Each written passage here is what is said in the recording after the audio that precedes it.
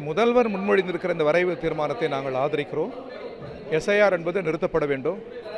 பருவகால சூழல், நிர்வாக குளறுபடிகள், அரசியல் காரணங்கள் எல்லாவற்றுக்கும் இது பொருந்தும். இது நிறுத்தி வைக்க வேண்டும். இவ்வளவு அவசரம் கூடாது.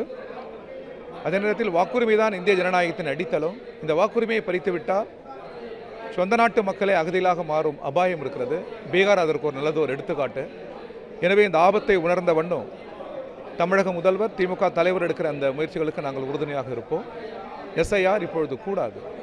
நாடாளுமன்ற ஜனநாயகத்தை காப்பதற்கான இந்த போரில் ஜனநாயக சக்திகள் ஒன்றிணைந்து செயல்பட வேண்டும் என்று இந்திய கம்யூனிஸ்ட் கட்சி கேட்டுக்கொள்கிறது. ஒன்று சட்ட வடிவம், அது நீதிமன்றத்தை நாடலாம். இன்னொன்று மக்கள் வடிவம், மக்கள் கிளர்ச்சி வடிவம், அதுவும் ஜனநாயக வடிவம், அதுவும் சட்டம் அங்கீகரித்திருக்கிற வடிவத்தை நாங்கள் மேற்கொண்டு மக்கள் இயக்கமாக, ஒரு பிரம்மாண்டமான மக்கள் இயக்கமாக திட்டமிடுவோம். அதை கூடி திமுக தலைமையில் கூடி அதை நாங்கள் திட்டமிடுவோம்.